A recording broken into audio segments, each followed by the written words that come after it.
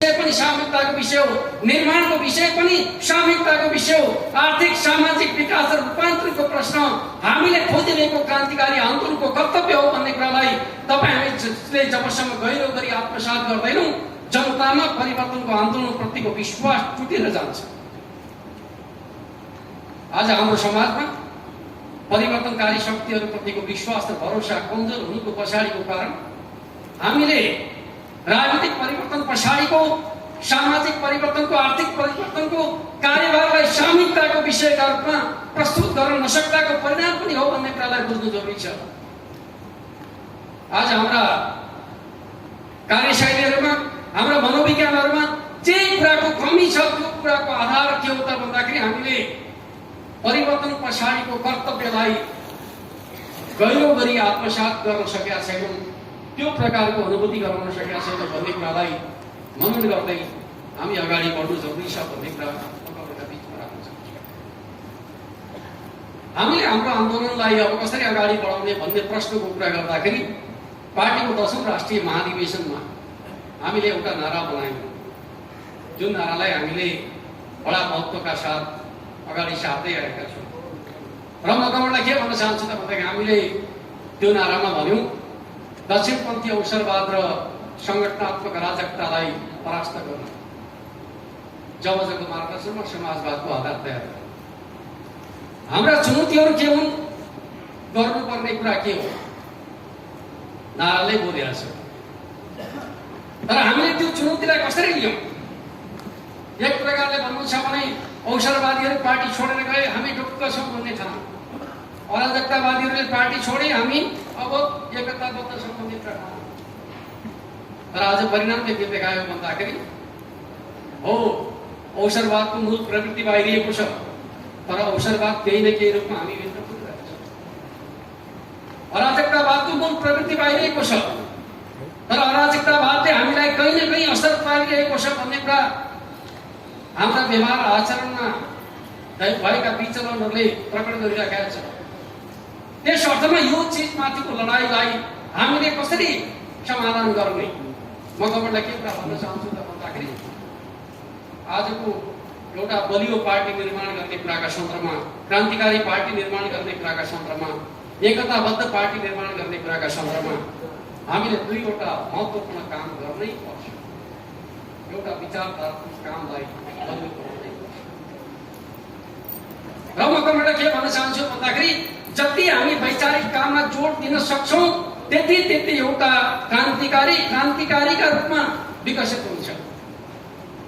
वैचारिक काम कमजोर भयो भने अवसरवाद मौलाउने गर्छ। अवसरवादको जग भनेको के हो त भन्दाखेरि विचारधारात्मक कामको अभाव हो।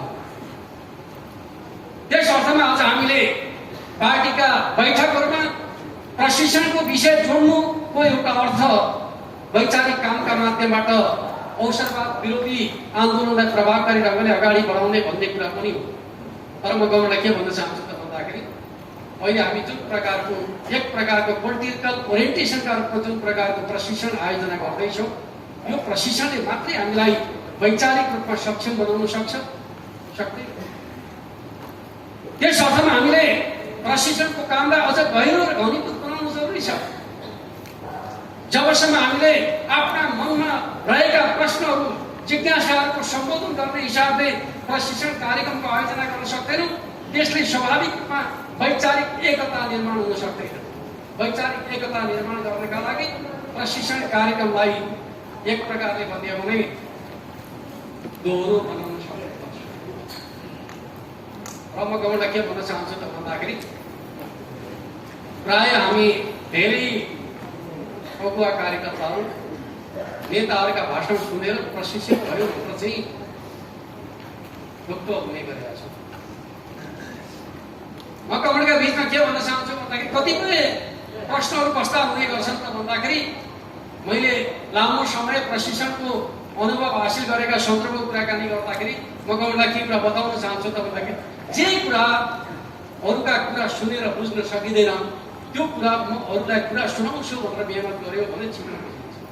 त्यही भएर मैले भन्ने गर्छु, विद्यार्थी भनेर सिक्न नसकेका कुराहरू शिक्षक बन्ने आँट गर्न सिकिन्छ।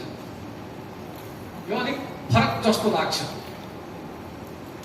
त्यो सम्भव हुन्छ भन्दाखेरि जब तपाईँ प्रशिक्षक बनेर तल जाने संकल्प गर्नुहुन्छ, योजना बनाउनुहुन्छ, तपाईँका मनमा के हुन्छ भन्दाखेरि उठ्न सक्ने प्रश्नहरू के हुन्छन् भन्ने कुराका आधारमा तपाईँ आफै प्रश्नको उत्तर खोज्न थाल्नुहुन्छ।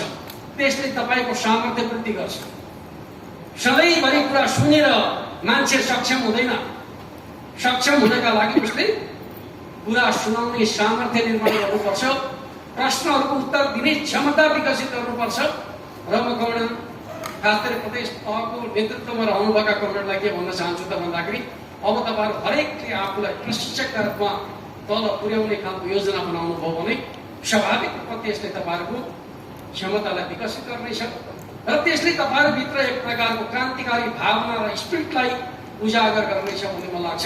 अवसरवादका विरुद्धको सङ्घर्षमा वैचारिक सङ्घर्षको पक्ष चाहिँ प्रधान पक्ष हो भन्ने कुरालाई बुझ्नु जरुरी छ। जननेता मदन मण्डलले भनेको एउटा सन्दर्भ, यो विचारवादको कामका सन्दर्भमा हामीले सदैव वर्णन गर्नुपर्ने सन्दर्भ हो भन्ने मलाई लाग्छ। त्यो भनेको के हो त भन्दाखेरि उहाँले सिद्धान्त र व्यवहारका बीचको सङ्गतिका प्रसङ्गमा एउटा कुरा पटक पटक चर्चा गर्दै गर्नुहुन्थ्यो। त्यो भनेको के हो त भन्दाखेरि सिद्धान्तको रङ खैरो हुन्छ, जीवनको रङ हरियो हुन्छ। सिद्धान्तलाई जीवनसँग जोड्नुपर्छ। तपाईँ हामीमध्ये कतिपय नेता कमरेडलाई के लागेको छ भन्दाखेरि मैले त मार्क्सवाद उहिले पढिसकेँ हुँ, सबै जान्छु मैले भन्ने कुरा लागेपछि प्रशिक्षणमा जाँगरै मरिसकेका छ। कति पढ्ने मलाई लाग्छ यो प्रदेशको यो प्रशिक्षणमा आउनुभएका धेरै कमरेडलाई के लाग्छ भन्दाखेरि कति प्रशिक्षण लिने, कति पढ्ने, सधैँभरि त्यही जबजको कुरा गरेका छ, सधैँभरि मार्क्सवादको कुरा गरेका छ, त्यही दर्शनको कुरा गरेका छ। पढाउने नेता तिनै छन्, पढ्ने हामी तिनै छौँ, कति पटक पढ्ने कमरेड भन्नु पर्यो। अर्को थरी कमरेडले अलिकति प्रतिवाद गर्दै भन्दै गर्नुहुन्छ, होइन काङ्ग्रेसले त न प्रशिक्षण गर्छ न बैठक बस्छ, काङ्ग्रेस चाहिँ केही नगरिकन पनि काङ्ग्रेस भइरहेको छ, हामीले कति गर्नुपर्ने कमरेड।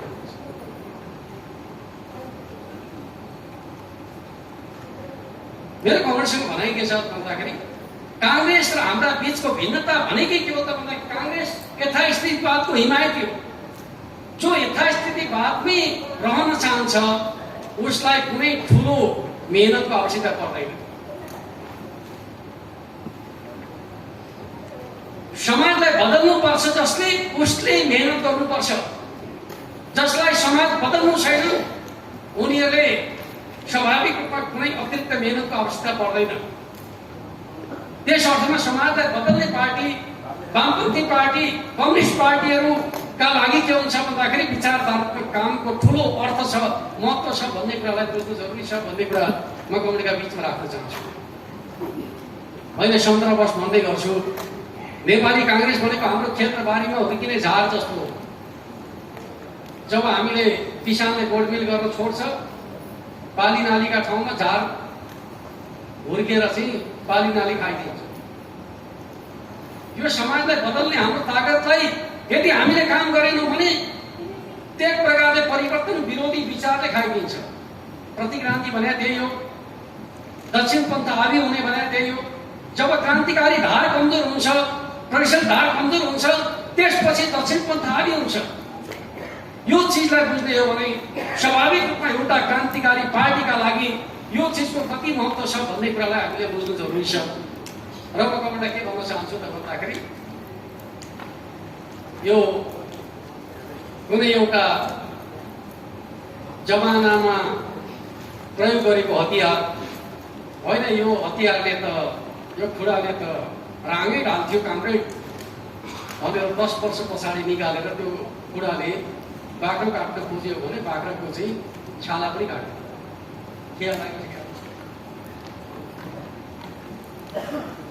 त्यस अर्थमा तपाईँले हामीले जमानामा पढेको मार्क्सवाद आजको बदलिएको परिस्थितिसँग कसरी लागू गर्ने भन्ने विषयमा विमर्श गर्दैन भने त्यो जमानामा पढेको मार्क्सवाद आजको जीवनमा लागू हुन सक्दैन।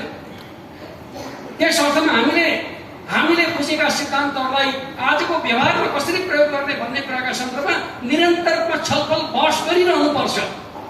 आज हामी किन भुत्ते जस्ता भएका छौँ, किन हाम्रो क्रान्तिकारी स्पिरिट कमजोर भएको छ भन्दाखेरि हामीलाई के लाग्न थालेको छ भन्दाखेरि उहिलेदेखि पढाइ छ, उहिलेदेखि बुझी छ, हामी त सक्षम छौँ भन्ने ठानेका छौँ। तर जसरी हतियारमा खिया लाग्छ त्यसै गरी हाम्रो चिन्तनमा खिया लागिसकेका हुन्छ। यसलाई निरन्तर रूपमा माथि रहनुपर्छ। एक प्रकारले भन्नु छ भने अध्ययन र प्रशिक्षणको काम एउटा क्रान्तिकारीका लागि निरन्तर गरिरहने काम हो भन्ने कुरालाई हामीले गहिरो गरी मनन गर्नु जरुरी छ र त्यो चिजका आधारमा हामीले सिङ्गो पार्टी पङ्क्तिलाई प्रशिक्षित गर्नु जरुरी छ। र म कमेन्टका बिचमा के भन्न चाहन्छु भन्दाखेरि अहिले हामीले प्रशिक्षण कार्यक्रमको जुन प्रकारको योजना बनाएका छौँ त्यो योजनाको मकसद के हो त भन्दाखेरि एउटा प्रदेश स्तरमा कार्यक्रम आयोजना गरियो। पार्टी केन्द्रले जिम्मा दिएको संयोजन गर्ने जिम्मा दिनुभएको उपाध्यक्षजी आउनुभयो, उहाँले प्रशिक्षण दिनुभयो, कुरा भयो हाम्रो सफल भयो भन्ने कुरा गर्नुभयो भने त्यो चाहिँ सफल भएको मानिँदैन। त्यो प्रशिक्षण आधारको तहसम्म पुग्छ कि पुग्दैन, पुर्याउने योजना हामी बनाउँछौँ बनाउँदैनौँ, त्यसका आधारमा सम्पूर्ण पार्टी सदस्य त्यो अभियानमा जोडिन्छ जोडिँदैन र उसले आफ्नो वैचारिक राजनीतिक क्षमता विकास गर्न सक्छ सक्दैन भन्ने प्रश्नसँग जोडेर हेर्नु जरुरी छ भन्ने मलाई लाग्छ। त्यस अर्थमा अहिलेको हाम्रो कामको एउटा महत्त्वपूर्ण प्रश्न विचारधारात्मक कामलाई, स्कुलिङको कामलाई पार्टी जीवनमा व्यवस्थित रूपमा अगाडि बढाउने कुरा हो भन्ने कुरालाई बुझ्नु जरुरी छ।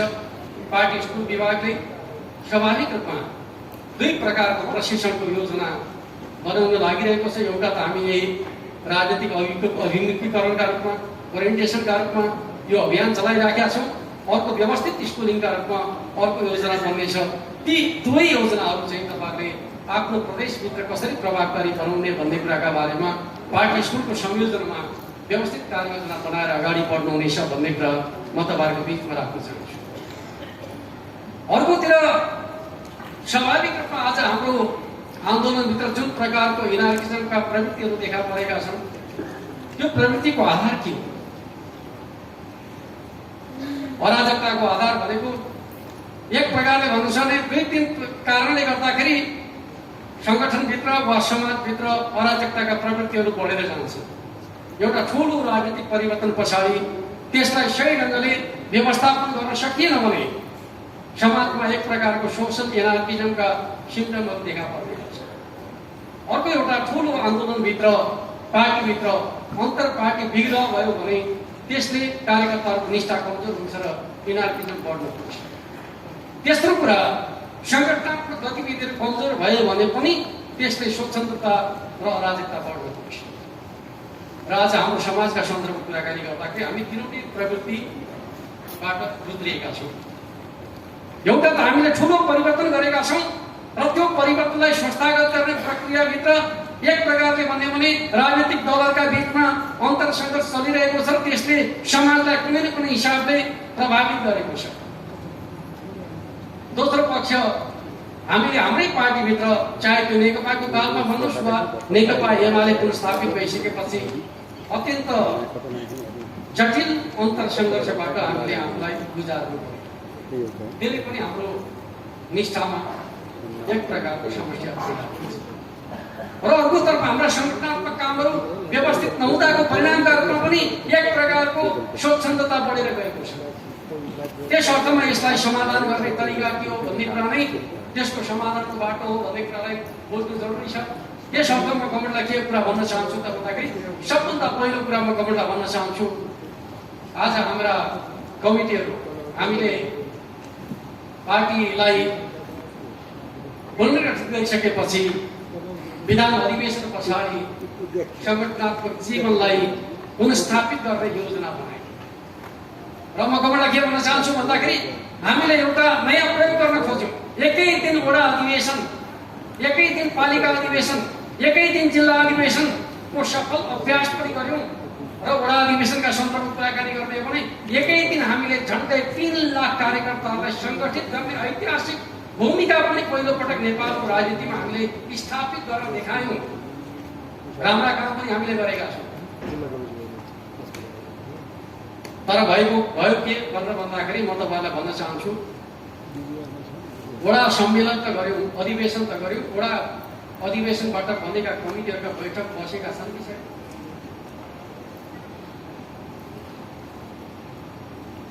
कमै खोज खबर कमरेडले जहाँ जहाँ त्यो कमी छ मम गर्नुहुनेछ, कर्तव्य थियो भन्ने कुरा कमरेडले आफैले अनुभूति गर्नुहुनेछ। पार्टीले एक प्रकारले भन्दा पनि नेतृत्व निर्माणमा कार्यकर्ताको सम्प्रभुता स्थापित गर्नका लागि एकै दिन अधिवेशनको कुरा गरे होइन। पार्टी निर्माणमा पनि कार्यकर्ताको भूमिकालाई त्यसै गरी स्थापित गर्नुपर्छ। एकै दिन अधिवेशन नेतृत्व निर्माणका लागि मात्रै भन्ने ठान्ने अवस्था रह्यो भने पार्टीको प्रश्न, कार्यकर्ताको सम्प्रभुताद्वारा पार्टी निर्माणको प्रश्न कमजोर भएर जान्छ। त्यस अर्थमा नेतृत्व निर्माणका सन्दर्भमा जोड दिने, त्यसलाई परिचालित गर्ने कुराहरूमा चाहिँ उदासीनता त्यो उचित कुरा होइन। केन्द्रले आदेश दियो, त्यस अर्थमा कमिटी बन्यो। अलिअलि हामी आदेशमुखी पनि भएका छौँ। वास्तवमा भन्दा पनि हामीले आफैले बनाएको विधानले जे दिशा निर्देश गर्छ त्यो स्वतः हाम्रो जिम्मेवारीको कुरा हो भन्ने कुरा हाम्रो हरेक कमिटीले आत्मसात गर्नु पर्थ्यो। तर आज के भन्छ, त्यस प्रकारको अनुभूति र अभ्यासमा हामी छौँ कि छैनौँ? छैन। त्यस अर्थमा म कमरेडलाई फेरि के भन्न चाहन्छु त भन्दाखेरि सङ्गठनात्मक जीवनलाई जति व्यवस्थित गर्न सक्छौँ अराजकतामाथि विजय हासिल गर्न सकिन्छ। आज हाम्रो आन्दोलनभित्र प्रकट हुन खोजिरहेको अराजकताको कारण सङ्गठनात्मक जीवन व्यवस्थित नहुँदाको परिणाम हो भन्ने कुराको सच्चाइलाई हामीले बोध गर्नु जरुरी छ। त्यस अर्थमा म कमरेडसँग अनुरोध गर्न चाहन्छु, पहिलो कुरा हाम्रा वडाका अधिवेशनहरू पछाडि वडा कमिटीका बैठकहरू बस्ने गरेका छन् छैन? वडा कमिटीहरूले सचिवालय बनाएका छन् कि छैन? कार्य विभाजन गरेका छन् कि छैन? र ती कमिटीहरूभित्र नियमित रूपमा बैठक, छलफल, प्रशिक्षण जस्ता कार्यक्रमहरू हुने गरेका छन् कि छैनन्? पहिलो कुरा कमरेडले एकपटक आफ्नो जिल्लाका सन्दर्भमा, पालिका अन्तर्गतका वडाहरूका सन्दर्भमा सम्झना गर्ने र त्यसलाई कमी छ भने सुधार्ने योजना बनाउनुपर्छ। त्यसै गरी पालिकाहरूका सन्दर्भका बारेमा पालिकाहरू अधिवेशन त गर्यौँ, अझै पनि धेरै ठाउँहरूमा हामीले सचिवालय बनाएको छैन, कार्य विभाजन गरेका छैन। कहाँ कहाँ कार्य विभाजन गरेका छौँ, गरेकाहरूलाई धन्यवाद दिनुहोस्।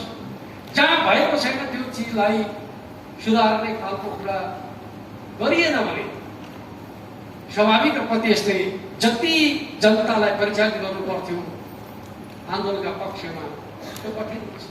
त्यो पाटोलाई बुझ्नु जरुरी छ भन्ने कुरा म तपाईँहरूका बिचमा राख्न चाहन्छु। र जिल्ला कमिटी र प्रदेश कमिटीकै हकमा पनि जे कुरा सदस्यहरूले अनुभूति गरिराखेका छन् त्यो चिजलाई हल गर्नका लागि कोसिस गर्नु। म कमिटीमा छु तर जिम्मा छैन भन्ने खालको स्थिति जे भनिरहेको छ, हामी केही न केही जिम्मा दिउँ। म कमरेडलाई के भन्न चाहन्छु त भन्दाखेरि काम सिर्जना गर्न भए पनि मान्छेलाई काम दिउँ।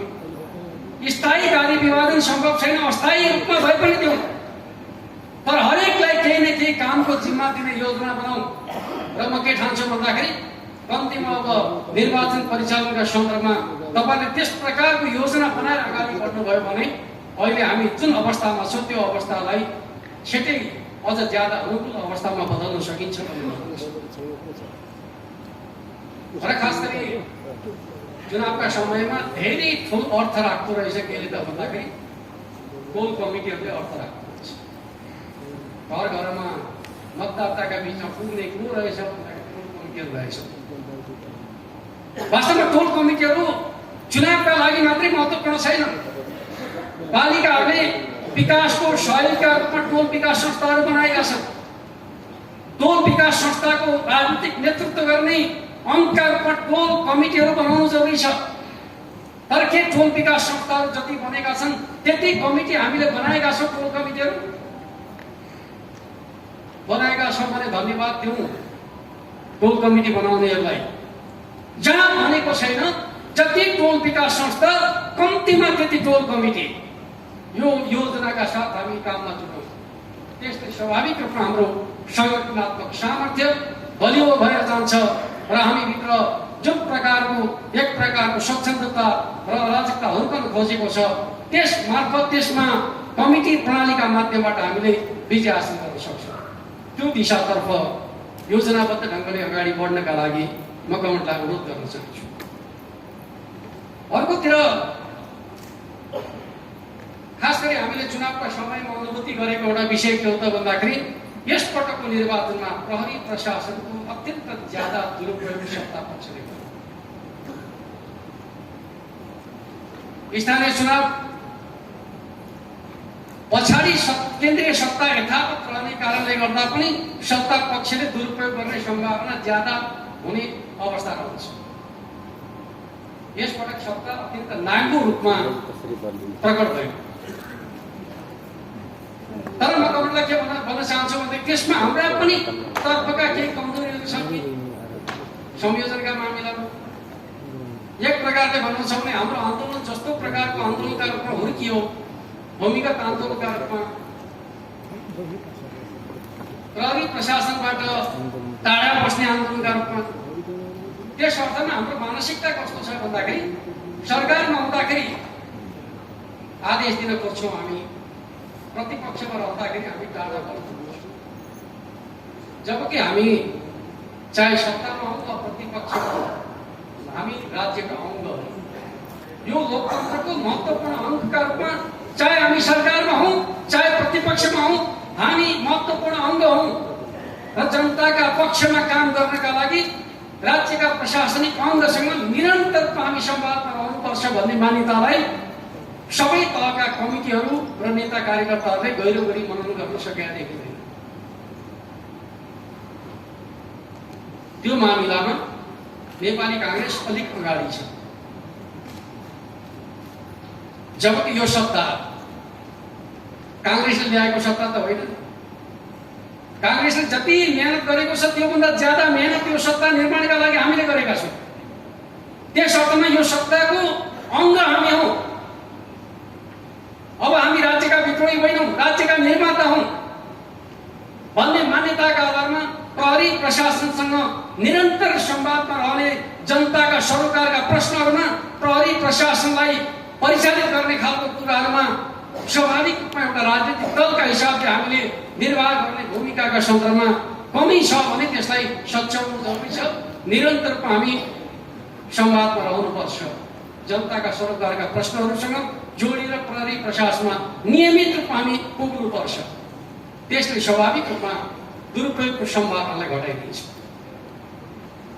दुरुपयोग भयो भनेर त्यसबाट टाढिने होइन, दुरुपयोग हुन नसक्ने परिस्थिति निर्माण गर्नका लागि त्योसँग नजिकिने नीति अवलम्बन गरियो भने स्वाभाविक रूपमा भोलिका दिनहरूमा प्रहरी प्रशासनको दुरुपयोग हुने कुरालाई हामी जोगाउन सक्छौँ भन्ने खालको कुरा म तपाईँहरूका बिचमा राख्न चाहन्छु।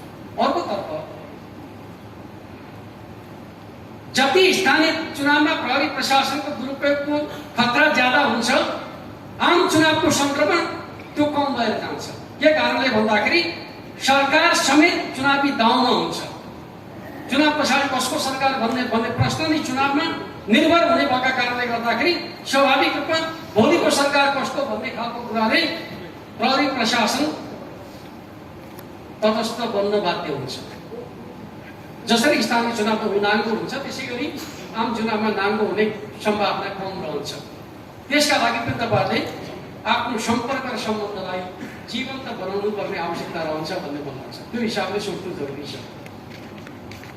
यसपटकको निर्वाचनमा हामीले दुईटा कारणले गर्दाखेरि तटस्थ मतदातालाई आफ्नो पक्षमा पार्न सकिन। त्यो दुईटा कारण के हो त भन्दाखेरि एउटा कारण माधव नेपाल, झलनाथ खनाल, वामदेव बोतन जस्ता ठुला ठुला नेताहरू हस्तीहरूले एमाले छोडेका छन्, अलग पार्टी बनाएका छन्। त्यस अर्थमा एमाले कमजोर भएको छ। प्रचार भयो। माधव नेपाल र उहाँका पक्षमा रहनेहरूको भनाइ त कस्तो रह्यो भन्दाखेरि आधिकारिक एमाले त हामी हौँ, एमाले बनाएकै हामीले भन्ने प्रकारको प्रचार गर्दाखेरि एक प्रकारले मतदाताहरूमा रमसिँदैन। र तटस्थ मतदाताहरूको आम प्रवृत्ति के हुन्छ भन्दाखेरि जित्ने उम्मेदवारका पक्षमा मतदान हो। यो कारणले पनि हामीले तटस्थ मतदातालाई आफ्नो पक्षमा स्थानीय चुनावका समयमा जुन रूपमा प्रभावित गर्नुपर्ने हो गर्न सकेन। अर्कोतिर म गभर्नमेन्टलाई भन्न चाहन्छु 5 दलसँग एउटा दल कसरी मुकाबिला गर्न सक्छ? 5 दल मिलेका छन्, त्यस अर्थमा एमालेलाई अब गाह्रो छ। यो प्रकारको प्रचार अभियान चलाइयो जसले हामीलाई तटस्थ मतदाताको विश्वास जित्न गाह्रो गर्यो।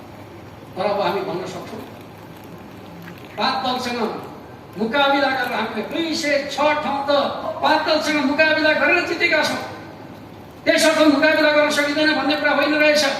त्यति मात्रै होइन, 753 वटी ठाउँमा अधिकांश ठाउँमा हामी निकटतम प्रतिद्वन्दी भएका छौँ।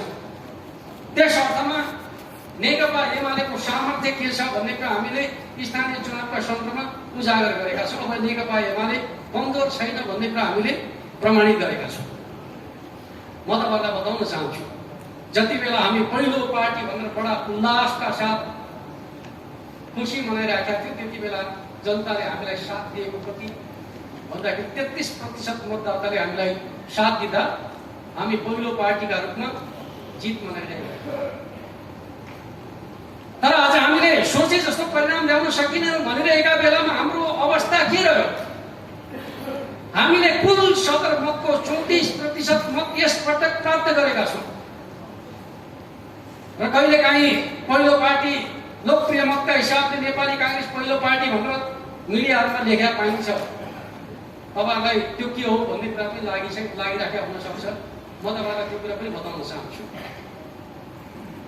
अध्यक्ष र मेयरका हिसाबले पनि एमाले पहिलो, उपमेयर र उपाध्यक्षका हिसाबले पनि एमाले पहिलो, 7वटै पदका हिसाबले पनि एमाले पहिलो। एउटै पदमा एमाले नेपाली कांग्रेसको तुलनामा कम देखियो, त्यो भनेको वडाध्यक्षका सन्दर्भमा मात्रै हो। चुनाव भने त वडाध्यक्षको मात्रै भए त होइन नि। तर कस्तो प्रचार गरिँदैछ? वडाध्यक्षको मतलाई अगाडि सारेर भनिँदैछ कांग्रेस पहिलो। 7वटै पदमा प्राप्त भएको मतको औसतमा एमाले पहिलो भएको कुरालाई एक प्रकारले ढाकछोप गर्न खोजिरहेछ। नेकपा एमाले पहिलो भएको भनेको चाहिँ अध्यक्ष, उपाध्यक्ष, वडाध्यक्ष र सदस्य समेत मिलाएर 7वटै पदमा प्राप्त गरेको औसत मत कांग्रेसको कति छ, एमालेको कति छ भन्ने कुरा निकाल्दाखेरिको परिणाम के हो त भन्दाखेरि नेकपा एमाले कांग्रेस भन्दा बलियो छ भन्ने कुराको सच्चाइ प्रकट गरे। त्यस अर्थमा हामी नेपाली कांग्रेस भन्दा 1% मतले लोकप्रिय छौँ र देशको सबभन्दा लोकप्रिय पार्टीका रूपमा, जनाधारित पार्टीका रूपमा नेकपा एमालेलाई स्थानीय चुनावमा हामीले स्थापित गर्न सफल भएका छौँ। र खास गरी लुम्बिनी प्रदेशकै सन्दर्भको कुराकानी गर्दाखेरि अहिलेको निर्वाचनमा हामीले बेहोरेको क्षतिका तुलनामा कुराकानी गर्दाखेरि म तपाईँलाई के कुरा बताउन चाहन्छु भने कम क्षति भएका प्रदेशहरूमध्ये सबभन्दा कम क्षति भएको प्रदेशमध्ये गण्डकी प्रदेश 1 नम्बरमा, त्यसपछि कम क्षति भएको प्रदेशहरूमध्ये दोस्रो प्रदेश लुम्बिनी पर्दछ। तर हामीले चाहिँ गएको चुनावको तुलनामा कम अध्यक्ष उपाध्यक्ष जितेका छौँ। फेरि अर्को शब्द, त्यस अर्थमा मतका हिसाबले हामी त्यति धेरै खस्किया छैनौँ। वडाको कोणबाट हेर्नुहुन्छ भने पनि लुम्बिनी प्रदेशमा हामी त्यति धेरै खस्किया छैनौँ। समग्र जनकृतिका हिसाबले हेर्नुहुन्छ भने पनि लुम्बिनी प्रदेशमा हामी त्यति खस्किएका होइनौँ। तर मुख्य कार्यकारी पदहरूमाथि एक प्रकारले भन्यो भने हामी भित्रको नेतृत्व व्यवस्थापनको समस्याका कारणले भनौँ वा कार्यकर्तामा एक प्रकारको स्वतन्त्रता वा एनार्किजम प्रकट भएका कारणले हामीले केही गुमाएका छौँ। यो सत्य कुरा। त्यस अर्थमा तपाईँलाई के कुरा भन्न चाहन्छु त भन्दाखेरि आज लुम्बिनी प्रदेशको जनमत जे छ त्यो जनमतलाई हामीले एउटा योजना बनाएर अगाडि बढ्यौँ भने स्वाभाविक रूपमा हामीले आफूलाई विजयी बनाउन सक्छौँ। त्यस अर्थमा तपाईँलाई के कुरा भन्न चाहन्छु भन्दाखेरि पहिलो कुरा पार्टीको आन्तरिक एकतालाई बलियो बनाउने, स्थानीय तहका कमिटीहरूमा समस्या छ भने त्यसलाई समाधान गर्नका लागि अग्रसरता लिने, जहाँ समस्या छ छोड्ने होइन, राखेर छलफल गर्ने र समाधान गर्ने, यो खालको तरिकालाई हामीले अविलम्ब अगाडि बढाउनुपर्छ। कार्यकर्ताका बिचमा अन्तर्विरोध रह्यो भने राखेर समाधान गर्ने खालको विधिलाई चाहिँ प्रभावकारी ढङ्गले अगाडि बढायो भने मलाई लाग्छ हामी मत वृद्धिमा सफल हुनेछौँ। त्यस अर्थमा एउटा यो महत्त्वपूर्ण काम कमेन्टले गर्नु जरुरी छ। दोस्रो कुरा फेरि म कमेन्टलाई भन्न चाहन्छु, हाम्रो प्रतिरोधी क्षमतालाई फेरि उजागर गरियो भने यो एमालेको विशेषता हो। यो एमालेको विशेषतालाई नेकपा कालमा संगठनात्मक काम कमजोर भएका कारणले एक प्रकारले हामी अलिकति मुर्जाए जस्ता भएका छौँ। त्यसलाई फेरि जागृत गरौँ, हाम्रो प्रतिरोधी क्षमतालाई सुदृढ गर्ने योजना बनाऊ, हाम्रा वर्गीय सङ्गठनहरूलाई परिचालित गर्ने योजना बनाऊ र यो बीचको अवधिमा पार्टी कमिटीहरूले हरेक तहमा जनवर्गीय सङ्गठनहरूको चाहिँ भेला आयोजना गरिकन उनीहरूलाई परिचालित गर्ने योजना बनाऊ। पार्टी काम जत्तिकै जनवर्गीय सङ्गठनको कामलाई परिचालित गर्ने खालको योजना बनाएर अगाडि बढ्यो भने स्वाभाविक रूपमा जनवर्गीय सङ्गठनका माध्यमबाट प्रतिरोधी क्षमता निर्माण गर्ने कुराहरूमा पार्टीलाई ठुलो सहयोग पुग्छ। त्यो कुरामा तपाईँ हामीले ध्यान दिन जरुरी छ। त्यसो गर्ने बित्तिकै हामीले आफ्नो महत्त्व वृद्धि गर्न सक्छौँ। र तेस्रो कुरामा कमेन्टलाई फेरि के भन्न चाहन्छु त भन्दाखेरि अब हामीले समग्र कार्यकर्ता पङ्क्तिको परिचालनको योजना बनाउँछौँ। समग्र कार्यकर्ता पङ्क्ति परिचालनको योजना बनायो भने स्वाभाविक रूपमा त्यसले आम मतदातालाई प्रभावित गर्ने सामर्थ्य राख्छ। र चौथो कुरामा कमेन्टलाई भन्न चाहन्छु, तटस्थ मतदातालाई प्रभावित गर्ने योजना। सामान्यतया तटस्थ मतदाताहरू 10 देखि 15% को सङ्ख्यामा हुन्छन् भनेर भन्ने गरिन्छ। शहरी क्षेत्रमा त्यो सङ्ख्या 15% सम्म पुग्छ, ग्रामीण क्षेत्रमा त्यो सङ्ख्या अलिक कम हुन्छ। औसतमा 10% को सङ्ख्यामा तटस्थ मतदाता हुने गर्छन् भनेर भन्ने गरिन्छ। यो तटस्थ मतदातालाई केन्द्रित गरिकन हामी हाम्रो सङ्गठन अभियानलाई केन्द्रित गरौँ र यसपल्टको चुनावमा एउटा प्रवृत्ति पनि देखा पर्यो। त्यो प्रवृत्तिलाई पनि हामीले मनन गरौँ। त्यो प्रवृत्ति भनेको एउटा भन्दाखेरि जहाँ चुनाव जितेको छ जित्न गाह्रो भयो, जहाँ हारेको छ त्यहाँ जित्न अलिक छ।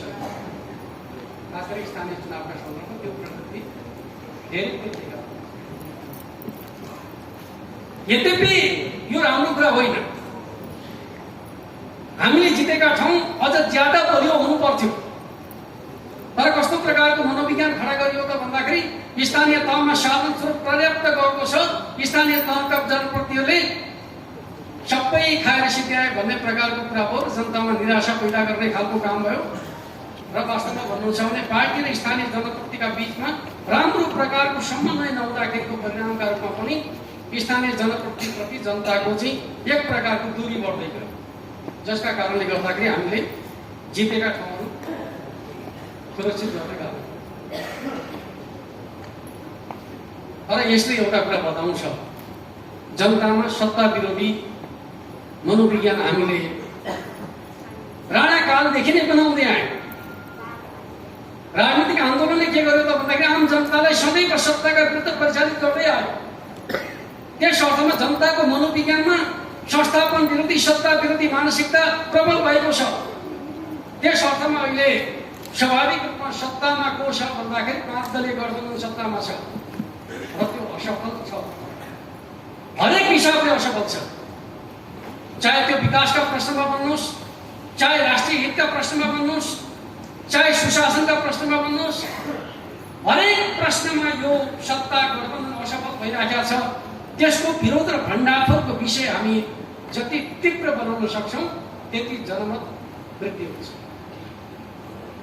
र म फेरि कमेन्टलाई भन्न चाहन्छु, पार्टी अन्तर्पार्टी निर्देशन 4 मा जनसरकारका विषयहरूमा चाहिँ जनता परिचालित गर्ने नीति बनाएर चाहिँ निर्देशन परिपत्र जारी गर्यो।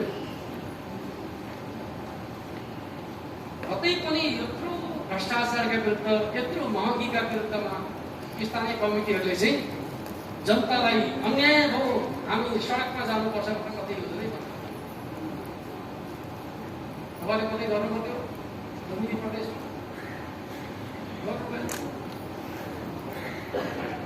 जहाँ जनतालाई समस्या परेको छ ती मुद्दाहरूमा हामी जब सार्वजनिक रूपमा प्रकट हुँदैनौँ, जनता हाम्रो नजिक आउँछ कसरी? त्यस अर्थमा म तपाईँलाई के भन्न चाहन्छु भन्दाखेरि जनसरकारका प्रश्नहरूमा हामी जनताका बीचमा जोडिने प्रश्न महत्त्वपूर्ण प्रश्न हो भन्ने कुरालाई गहिरो गरी आत्मसात गर्न सकियो भने जनाधार निर्माण गर्ने कुरा त्यसको जन्म हुन्छ भन्ने कुरालाई मनन गर्नु जरुरी छ भन्ने कुरामा कमेन्टका बीचमा राख्न सक्छु। र वास्तवमा अहिले म कमेन्टलाई के भन्न चाहन्छु त भन्दाखेरि फेरि मैले यति सबै कुरा गनी गरेर आउँदाखेरि हामीले गरेका मेहनतहरू चाहिँ सार्थक भएनन् कि भन्ने तपाईँलाई नपरोस् भन्ने कुरा पनि गर्न चाहन्छु। त्यो के हो त भन्दाखेरि हाम्रो पार्टीभित्र माधव नेपाल झलनाथ खनालहरूले पार्टी अलग गरिसकेपछि उहाँहरूले खोल्या नयाँ पार्टीले चाहिँ झन्डै 4% मत प्राप्त हो। त्यो भोट हाम्रै भोट त हो। उहाँहरूले 4% भोट लाँदाखेरि पनि हामीले चाहिँ 33%बाट बढाएर 34% पुर्यायौँ भन्नुको अर्थ के हो? यो बीचको अवधिमा हामीले कुल सदरमुखमा 5% मत वृद्धि गरेछौँ। हामीले हाम्रो क्षतिलाई पूर्ति गरिकन अतिरिक्त उपलब्धि पनि हासिल गरेछौँ। त्यस अर्थमा हामीसँग के तागत रहेछ भन्दाखेरि यो तागत त रहेछ नि त। 5% मत वृद्धि गर्ने तागत हामीले यही बीचमा प्रकट गरिसकेका छौँ। त्यस अर्थमा तपाईलाई के भन्न चाहन्छु भन्दाखेरि यो सत्ताको जुन प्रकारको नाङ्गो क्रियाकलाप छ यो नाङ्गो क्रियाकलापका विरुद्ध एकपटक हामी फेरि चुरुक्क उठाउँ त। अरू 5% मत वृद्धि गर्ने कुरा हाम्रा लागि कठिन हुन्छ, हुने छैन। विभाजनको षड्यन्त्रका विरुद्ध हामी जुट्दाखेरि हामीले यो मत वृद्धि गरेका छौँ। त्यस अर्थमा तपाईँलाई के कुरा बताउन चाहन्छु त भन्दाखेरि हामीलाई चाहिएको मत वृद्धि गर्ने क्षमता हामी आफै भित्र छ। त्यो सामर्थ्यलाई उजागर गर्ने हिसाबले हामी हाम्रो तयारीमा जुटौँ भन्ने कुरामा कमेन्टका बीचमा राख्न चाहन्छु। र हामीले अब एउटा प्रश्नलाई उत्तर दिनु जरुरी छ। वास्तवमा आज 5 दलीय गठबन्धनलाई एउटा भ्रम दिने गरेका छ। त्यो के भ्रम दिने गरेका छ भन्दाखेरि ठुला ठुला परिवर्तनहरू वाम र प्रजातान्त्रिक शक्तिहरू मिलेरै गर्ने गरेका छन्। त्यस अर्थमा हाम्रो एकता भनेको वाम प्रजातान्त्रिक एकता हो, यो नै मुख्य ताकत हो, मुख्य शक्ति हो भनेर भ्रम दिने कोसिस गरिरहेका छन्। यसका बारेको हाम्रो दृष्टिकोण पनि स्पष्ट हुनु जरुरी छ भन्ने कुरा वास्तवमा भन्नु छ भने राजनीतिक परिवर्तनको आन्दोलनमा दुनियाँमा दलहरू मिलेरै परिवर्तन ल्याएको कुरा सत्य कुरा हो। र हामीले पनि हाम्रो मुलुकमा परिवर्तनका लागि संयुक्त जनताको नीतिको पैरवी गर्यौँ र त्यसको नेतृत्व गर्यौँ र परिवर्तनलाई सफल पनि बनायौँ। र अब हामीले बुझ्नुपर्ने कुरा के छ, परिवर्तनलाई जब समृद्धितिर लानुपर्ने विषय आउँछ, आर्थिक सामाजिक विकासको नेतृत्व गर्नुपर्ने प्रश्न आउँछ, त्यति बेला नेपालका राजनीतिक दलहरू हरदम चुकेका छन्। त्यही भएर 7 साल 17 सालका रूपमा 46 साल 58 59 सालका रूपमा प्रतिगमनको दुष्चक्रमा परेको इतिहासको सत्यबाट हामीले अब भन्न सक्नुपर्छ। परिवर्तनको आन्दोलनमा दलहरू मिल्नु आवश्यक थियो। समृद्धिको आन्दोलनमा दलहरूले नीतिका आधारमा प्रतिस्पर्धा गर्ने सामर्थ्य विकसित गर्नुपर्छ। जबसम्म दलहरूले नीतिका आधारमा राष्ट्र निर्माणको नेतृत्व गर्ने सामर्थ्य राख्दैनन्, देशको समृद्धिको नेतृत्व गर्न सक्दैनन्। त्यस अर्थमा आज 5 दलीय गठबन्धन जसरी अगाडि बढ्न खोजिरहेको छ त्यो समृद्धिको बाटो होइन, स्वार्थको बाटो। एक प्रकारले पनि स्वार्थको सौदाबाजीका लागि 5 दलीय गठबन्धन छ भन्ने खालको कुरालाई हामी सबैले जनताका बीचमा लिएर जानुपर्छ। र यसले 1 वर्षको अवधिमा जे गरेको छ त्यसको विरोध र भण्डाफोडको अभियान हामीले चलाउनुपर्छ। यो सत्ता कसरी असफल भएको छ भन्ने कुराका सन्दर्भमा 4-5 वटा तथ्यहरू मात्रै म तपाईँहरूका बीचमा राख्न चाहन्छु। पहिलो कुरा त जति बेला हामी सरकारबाट बाहिर थियौँ यो मुलुकको शोधनान्तर स्थिति, मुलुकको खर्च व्यवस्थापनको क्षमता बचतमा थियो। 70-80 अरब रुपियाँ बचतको अवस्थामा हामी थियौँ। तर आज 1 वर्षमा यो 5 दलीय गठबन्धनले मुलुकको शोधनान्तर स्थितिलाई असाधारण घाटामा पुर्याएको छ। 3.25 खरब घाटामा मुलुकको अर्थव्यवस्था पुगेको छ। शोधनान्तर स्थिति 3.25 खरब घाटामा छ। यसले उनीहरूको ऐक्यतालाई उजागर गर्छ, उनीहरू असफल छन् भन्ने कुराको तथ्यलाई उजागर गर्छ। दोस्रो पक्ष, हामीले सरकार छोडिरहँदाखेरि यो मुलुकमा विदेशी मुद्राको सञ्चित 11 महिनाको वस्तु र सेवा आयात गर्न सक्ने क्षमताको थियो। तर आज त्यो घटेर 6 महिनामा पहुँचिएको छ। 1 वर्षको अवधिमा हामीले 5 महिना गुमाएका छौँ र अरू 1 वर्ष यो गठबन्धन सरकारले यस्तै प्रकारको नीतिको नेतृत्व गर्यो भने कुनै दिन हामी श्रीलङ्काको जस्तो हालतमा पुग्छ। श्रीलङ्काको हालत भनेको के हो भन्दाखेरि विदेशी मुद्राको सञ्चितको अभाव हो। मुलुकलाई चाहिने सामान किन्नका लागि विदेशी मुद्रा भएन भने बजारमा सङ्कट पैदा हुन्छ। त्यही सङ्कट श्रीलङ्कामा पैदा हुन्छ। त्यस अर्थमा हामीले यो मुलुकलाई जोगाउने हो भने अब एमाले चाहिन्छ। यो 5 दलीय गठबन्धनको नेतृत्वमा यो मुलुकको अर्थव्यवस्था सङ्कटमा जाँदैछ भन्ने कुरा हामीले जनतालाई बताउनु जरुरी छ भन्ने कुरा म तपाईँहरूका बिचमा राख्न चाहन्छु। र तेस्रो कुरा म तपाईँलाई सुनाउन चाहन्छु। हामीले सरकार छोड्दाखेरि यो मुलुकमा मुद्रास्फीति दर, जसलाई मूल्य वृद्धि दर पनि भनेर दिन्छ, त्यो औसतमा 3.6% थियो। तर आज त्यो बढेर 8.56% पुगेको छ। दोब्बर भन्दा बढी मूल्य वृद्धि भएको छ। 1 वर्षको अवधिमा यो 5 दलीय गठबन्धन सरकारले यस्तो प्रकारको नाजुक अवस्थामा मुलुकको अर्थतन्त्रलाई अगाडि बढाएको छ कि जनताको जीवन स्तर कष्टकर बनेको छ। तर हाम्रो नेपाली समाजमा पीडा जति भाग्यको खेल थान्ने प्रचलनका कारणले मान्छे बाहिर पढ्न सकिरहेका छैन। यो भाग्य होइन, सरकारको नालायकी हो भन्ने कुरा राजनीतिक दलहरूले बताउनु जरुरी छ। हामीले बताएनौँ भने जनताले त्यसलाई भाग्यको खेल ठान्न दिन्छ। त्यस अर्थमा हामीले यो सच्चाइलाई जनताका बिचमा लिएर जानु जरुरी छ। अर्कोतर्फ कुनै सरकारको सफलता के कुरामा भर पर्छ भन्दाखेरि आजको आवश्यकतामा ऊ कति खरो उत्रन्छ। यति बेला मुलुकलाई विकास र समृद्धि चाहिएको छ। विकासको सामर्थ्य पुँजीगत खर्च गर्ने क्षमतामा प्रकट हुने गर्छ। तर म तपाईँलाई बताउन चाहन्छु, पुँजीगत खर्च गर्ने मामिलामा कोभिड-19 को लकडाउनको समयमा जति पुँजीगत खर्च भयो, यो 1 वर्षको अवधिमा त्यो भन्दा कम पुँजीगत खर्च भइरहेको छ। यति अयोग्य र नालायक सरकार अहिले सत्ताको नेतृत्व गरिरहेको छ।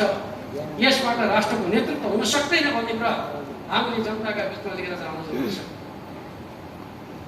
अर्कोतिर म तपाईँलाई सुनाउन चाहन्छु, जति विदेशी मुद्राको कारोबार हुने गर्छ त्यति नेपाली रुपियाँ पैसा बैंकमा सञ्चित हुनुपर्छ। तर आज के भइरहेको छ? नेपाली बैंकमा नेपाली रुपियाँ पैसाको अभाव छ। बजारमा रुपियाँ पैसाको अभाव छ। अर्थमन्त्री भन्छ रुपियाँ पैसा कहाँ तकिया मुनिसकी कता छ खोज्दैछौँ भनेर भन्छन्। जवाब दिन सक्दैन। एक प्रकारले भन्नु छ भने यो मुलुकमा वैध अर्थतन्त्रलाई तहस नहस गरेर अवैध अर्थतन्त्रलाई प्रोत्साहन गर्ने खालको काम कसले गरिरहेको छ भनेर भन्दाखेरि यो गठबन्धन सरकारले गरिरहेको छ। यो गठबन्धन सरकार वैध अर्थतन्त्रको विरोधी, राष्ट्रिय स्वाधीनता स्वाभिमानको विरोधी, आत्मनिर्भरताको विरोधी, उत्पादनशीलताको विरोधी सरकारका रूपमा एक प्रकारले भन्नुहुन्छ भने यो गठबन्धन सरकार माफियाको सरकारका रूपमा, दलाल नोकरशाही पुँजीवादको हिमायतीका रूपमा यो सरकार रूपान्तरित भएको छ। त्यसको नाङ्गो भद्दा उदाहरणका रूपमा बजेट निर्माण गर्दाका समयमा अवांछित व्यक्तिहरूलाई राष्ट्रका दरहरू हेरफेर गर्नका लागि बोलाइएकोबाट निश्चित व्यापारी घरानाका व्यक्तिहरूलाई फाइदा पुर्याउने हिसाबले जसरी उनीहरूले काम र क्रियाकलापहरू गरेका छन् त्यो चिजको सच्चाइलाई जनताका बिचमा उजागर गर्नु जरुरी छ। यद्यपि बहुमतको आडमा चोख्याउने काम, तर अर्थ सचिव मन्त्रीसँग काम गर्न मानियो, इशारा काफी छ। जनताका बिचमा हामीले यी तथ्यहरूलाई लिएर जान सक्नुपर्छ। र म तपाईँलाई के कुरा भन्न चाहन्छु त भने यो सरकार चरम भ्रष्टाचारमा डुबेको छ, जसको परिणामका कारणले गर्दाखेरि आज मुलुक सङ्कटमा छ भन्ने खालको कुरालाई तथ्यगत हिसाबले हामीले अगाडि सार्नु जरुरी छ। लुम्बिनी प्रदेश सरकारकी कुराकानी गर्नुहुन्छ भने हामीले तेस्रो वर्ष लुम्बिनी प्रदेशमा 70% पुँजीगत खर्च गर्ने नेपालका सन्दर्भमा ऐतिहासिक रेकर्ड कायम गरेका थियौँ।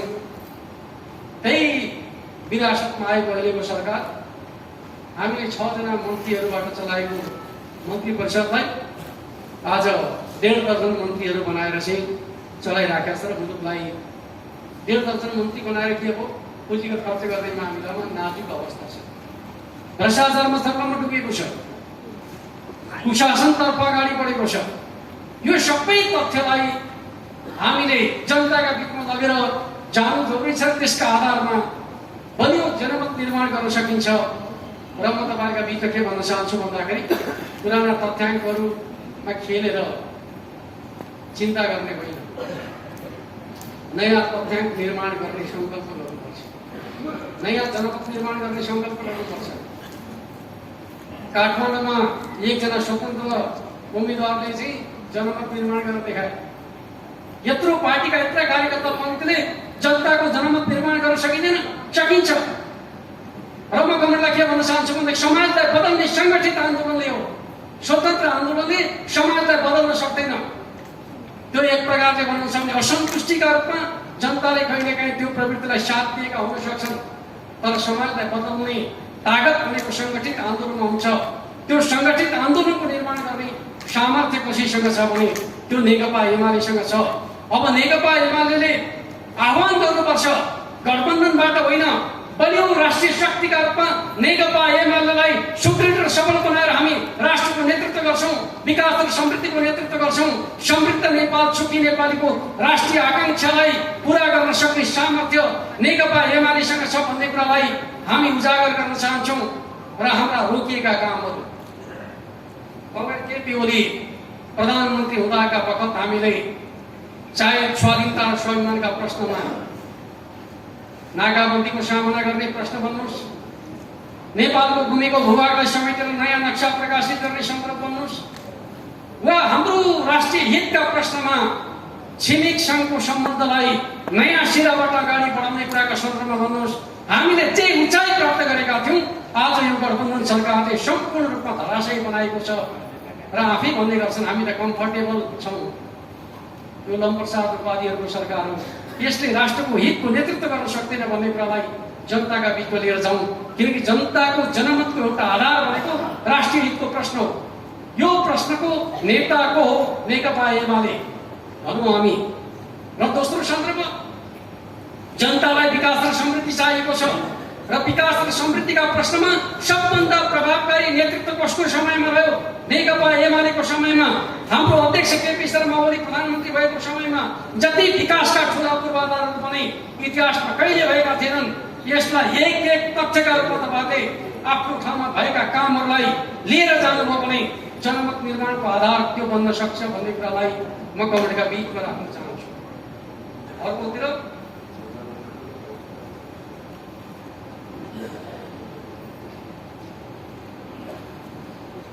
त्यस अर्थमा मैले कमरेडसँग अनुरोध गर्न चाहन्छु, विकास र समृद्धिको प्रश्न जनताको चाहनाको प्रश्न हो र यो प्रश्नलाई हामीले हल गर्छौँ भन्ने कुराको विश्वास जनतामा पैदा गर्यौँ भने स्वाभाविक रूपमा जनमत हाम्रा पक्षमा रहन्छ। र नेपालको राजनीतिमा अर्को तेस्रो प्रश्न भनेको के हो त भन्दाखेरि सामाजिक सुरक्षाको प्रश्न। हाम्रो समाज जुन प्रकारको समाज छ त्यहाँ सामाजिक सुरक्षाको प्रश्नले ठुलो अर्थ राख्छ। मनमोहन अधिकारीका पालादेखि सुरु भएको सामाजिक सुरक्षा भत्तालाई विस्तार गर्ने कामको नेतृत्व कसले गर्यो भन्दाखेरि नेकपा एमाले गर्यो। र हाम्रा पालामा हामीले सरकारी जागिर खानेहरूले मात्रै पेन्सन पाउने परम्परालाई बदलेर निजी क्षेत्रमा काम गर्नेहरूका लागि योगदानमा आधारित सामाजिक सुरक्षा कार्यक्रम अगाडि बढायौँ। गरिबहरूले उपचार गर्न नपाउँदाखेरि हामीले स्वास्थ्य बिमाको कार्यक्रम अगाडि बढायौँ। र हामीले सरकारी विद्यालयमा अध्ययन गर्ने गरिब बालबालिकाका लागि विवाह खाताको कार्यक्रम अगाडि बढायौँ। यस हिसाबले भन्नुहुन्छ भने सामाजिक सुरक्षाको प्लान भनेकै एमाले हो। त्यस अर्थमा एमालेलाई देशका गरिब निमुखा जनताहरूले साथ दिनुपर्छ भनेर हामी गरिबका बस्तीहरूमा हामीले गरेका कामहरू लिएर जान सक्छौँ। अर्कोतिर हाम्रो प्रदेशमा सुकुम्बासी अव्यवस्थित बसोबासीको समस्या छ। हामीले ल्यामो मेहनतद्वारा कानुन निर्माण गर्ने काम गर्यौँ, आयोग गठन गर्यौँ, काम थाल्दै थियौँ। परमादेशी सरकार बनेपछि ती सबै चिजहरू अवरुद्ध भए। आज राजनीतिक स्वार्थका लागि एका ठाउँमा काम गरे जस्तो देखाउँछन्। तर समग्रतामा समस्या समाधान गर्ने उनीहरूको तत्परता छ। र हामीले भनौँ हामीले गर्न चाहेका छौँ, फेरि हामी गर्छौँ। त्यस अर्थमा पछाडि परेका समुदायको हितका पक्षमा काम गर्ने पार्टी नेकपा एमाले हो भन्ने कुराको सच्चाइलाई हामीले स्थापित गर्नु जरुरी छ भन्ने कुरा म तपाईँहरूका बिचमा राख्न चाहन्छु। र अन्तिम प्रश्न के हो त भन्दाखेरि अब हिँड्ने बाटो र म गभर्नमेन्टका बिचमा भन्न चाहन्छु, स्वाभाविक रूपमा विकास र समृद्धिको प्रश्नको कुरा गर्दाखेरि बाटोको प्रश्न अत्यन्त महत्त्वपूर्ण प्रश्न हुन्छ। एउटा समयमा हाम्रा अग्रजहरूले पञ्चायतका विरुद्ध कसरी अगाडि बढ्ने भन्ने सन्दर्भमा कमरेड पुष्पलाल र तुलसीलालका बिचमा एउटा डिबेट चलेको थियो, कुन बाटो मूल बाटो भन्ने अर्थमा। आज हामी त्यस प्रकारको दुविधामा पनि छैनौँ। वास्तवमा अब हामी हिँड्ने बाटो भनेको जनताको बौद्धिक जनवाद्य मार्गदर्शन गरेको समाजवादको आधार निर्माण गर्ने बाटो हो। जनताको बौद्धिक जनवाद्य हामीलाई स्पष्ट रूपमा मार्गदर्शन गरेको छ। पुँजीवाद निर्माणका सन्दर्भमा पुँजीवादीले दुईटा बाटोको अभ्यास गरे। एउटा ब्रिटिस मोडेलको पुँजीवाद जसले ठुला उद्योगपतिहरूलाई कर्पोरेट हाउसहरूलाई राज्यद्वारा संरक्षण गरिकन साम्राज्य विस्तारका लागि प्रयोग गर्यो। कहिले न घाम नस्ताउने साम्राज्यका रूपमा ब्रिटिस उपनिवेश कायम भयो, तर दुनियाँले त्यो तरिकालाई उचित ठानेन। उपनिवेशवादका विरुद्ध स्वाधीनताको आन्दोलन भयो, उपनिवेशवाद त्यही समयमा युरोपीय स्क्यान्डिनेभियन मुलुकहरूले आर्थिक विकास र सामाजिक विकासलाई एकसाथ लाने नीति अवलम्बन गरे र त्यो मुलुकहरूमा सामाजिक विकासको स्तर ब्रिटिस मोडेलको पुँजीवादको तुलनामा उन्नत भयो। त्यस अर्थमा म तपाईँलाई के भन्न चाहन्छु त भन्दाखेरि हामीले हाम्रो मुलुकका सन्दर्भमा आर्थिक सामाजिक विकासको कुरा गरिरहँदाखेरि जनताको बिचमा अर्थपूर्णता पुर्याउने नीतिलाई अवलम्बन गर्नु। जति जनता आर्थिक रूपले सफल हुन सक्छन्, राष्ट्र निर्माणको आधार त्यसैको जग्न निर्माण हुन्छ, समाजवादको आधार त्यसैको जग्न निर्माण हुन्छ। समाजवाद हामी सबैको लक्ष्य, प्रिय चाहना, तर मनोगत चाहनाले त्यो प्राप्त हुन सक्दैन। र म तपाईँलाई के कुरा बताउन चाहन्छु त भन्दाखेरि हामीले नेपालका सन्दर्भमा हामीले सम्पन्न गरेका राजनीतिक क्रान्तिहरूको मौलिकतालाई आधार बनाएर अब कसरी हिँड्ने भन्ने कुरालाई तय गर्नु जरुरी हुन्छ। दुनियाँका क्रान्तिहरूले दुईटा महत्त्वपूर्ण कार्यभारहरूको कुरा गरिरहेका छन्। एउटा उत्पादन सम्बन्धमा बदलाव, अर्को वर्ग नेतृत्वमा परिवर्तन, राज्य सत्ताको वर्ग नेतृत्वमा परिवर्तन। युरोपेली क्रान्तिले सामन्तवादका ठाउँमा पुँजीपति वर्गको नेतृत्वलाई स्थापित गर्यो। अक्टोबर समाजवादी क्रान्तिले पुँजीवादका ठाउँमा समाजवादलाई, पुँजीपति वर्गका ठाउँमा सरदार श्रमजीवी वर्गलाई राज्य सत्ताको नेतृत्व सुम्पियो र दुनियाँमा एउटा नयाँ बहस सुरु भयो। पुँजीवाद साम्राज्यवादका रूपमा विकसित भएपछि पछौटे अर्थव्यवस्था भएका मुलुकहरूमा अब पुँजीपति वर्गले क्रान्तिको नेतृत्व गर्न सक्दैन भन्ने निष्कर्ष निक्लेपछि ती मुलुकहरूमा मजदुर र किसानको एकताका आधारमा नयाँ क्रान्ति गर्ने सिद्धान्तको जन्म भयो र त्यो क्रान्तिका आधारमा, त्यो सिद्धान्तका आधारमा क्रान्ति गर्ने मुलुकका रूपमा चीन लगायतका मुलुकहरूले क्रान्ति गरे। त्यहाँ कम्युनिस्ट पार्टीको नेतृत्व स्थापित भयो। हामीले सम्पन्न गरेको पछिल्लो राजनीतिक क्रान्तिले उत्पादन सम्बन्धीको बदलावको अर्थको कुराकानी गर्नु छ भने अर्धसामन्तीय अर्ध पुँजीवादी ठाउँमा हामीले पुँजीवादको प्रारम्भिक चरणमा पुग्यो भनेर विश्लेषण गरेका छौँ। उत्पादन सम्बन्धमा बदलाव भएको मान्न सकिन्छ, व्याख्या गर्न सकिन्छ। त्यो पनि कति सुदृढ र सबल छ भन्ने आफ्नो। तर राजनीतिक नेतृत्वको प्रश्न, राज्य सत्तामा नेतृत्वको प्रश्न नेपालको राजनीतिक क्रान्तिले हल गरेका छ। नेपालको राज्य सत्ताको नेतृत्व के काङ्ग्रेसका हातमा छ? छैन। के माओवादीका हातमा छ? छैन। के एमालेको हातमा छ? छैन। हामीले ल्याएको परिवर्तनले नेतृत्वको प्रश्नलाई चुनावमा छोडिदिएको छ। त्यस अर्थमा चुनाव हाम्रा लागि राजनीतिक सङ्घर्षको महत्त्वपूर्ण थलो हो। यो चुनावमा जसले विजय हासिल गर्छ त्यसले राज्य सत्ताको नेतृत्व गर्छ। कुन वर्गको नेतृत्व राज्य सत्तामा पुर्याउने भन्ने प्रश्न चुनावले हल गर्छ। त्यस अर्थमा क्रान्तिकारी सङ्घर्षको महत्त्वपूर्ण पक्ष हो यो चुनावमा विजय हासिल गर्ने कुरा। त्यस अर्थमा चुनाव हाम्रा लागि फगत चुनाव होइन, वर्ग सङ्घर्षको मोर्चा हो, राजनीतिक सङ्घर्षको मोर्चा हो र समाजलाई बदल्ने बाटोका सन्दर्भका बारेमा जे अपूर्णताहरू छन् त्यसलाई पूर्ण बनाउने बाटो चुनाव हो। त्यस अर्थमा चुनावलाई हामीले त्यही गइरहेका साथ लिनु जरुरी छ भन्ने कुरा म कमेन्टका बिचमा राख्न चाहन्छु। तर हामीले चुनावलाई त्यो उचाइमा, त्यो क्रान्तिकारी स्पिरिटमा चुनावलाई लिन सकेका छैनौँ। अब हामीले त्यो ढङ्गले चुनावलाई व्याख्या गर्नु जरुरी छ। चुनावको तयारीमा हामीलाई आफूलाई हुनु जरुरी छ। अहिले स्थानीय चुनावको जुन प्रकारको तागत हामीले निर्माण गरेका छौँ, केही सिट गुमायौँ होला, तर हाम्रा बारेमा जे प्रश्नहरू उठेका थिए ती सबै प्रश्नलाई हामीले यथोचित जवाब दिएका छौँ। माधव नेपाल र झलनाथ खनालले पार्टी छोडेर एमाले पार्टी कमजोर भएको छैन भन्ने कुरा जनताले सन्देश दिएका छन्। त्यस अर्थमा अब हामी हिजो जस्तो कमजोर भएको छ एमाले भन्ने आवाजको जवाब दिनुपर्ने ठाउँमा छैनौँ। एमाले बलियो छ, पहिलो शक्ति हो भन्ने कुरा फेरि हामीले स्थापित गरेका छौँ। अर्को कुरा म तपाईँलाई सुनाउन चाहन्छु। माधव नेपाल र झलनाथ खनालले भनेको सुन्छु म सोचे यस्तो ल्याउनु छ। पार्टीको नाम त राख्यो, तर नेता त धेरै भोटा फुटाएका नेताहरू जो पार्टी नेपाली राजनीतिमा नचिनेका मान्छेहरू चाहिँ एकीकृत समाजवादीमा छन्। हाम्रो आन्दोलनमा सबभन्दा धेरै सेवा सुविधा पाएका मान्छेहरूको सङ्गठन हो एकीकृत समाजवादी। त्यस अर्थमा जनताका भित्र नचिनेका मान्छेहरूले खोलेको पार्टी होइन। र म तपाईँलाई भन्न चाहन्छु 54 सालमा वामदेव गौतमले पार्टी खोल्दाखेरि, उहाँले पार्टी बनाउँदाखेरि 6% भोट ल्याउनु भएको थियो, तर चलाउन सक्नु भएन र पार्टी जिम्मा लगाउनु परेको थियो। अहिले त जम्मा 4%।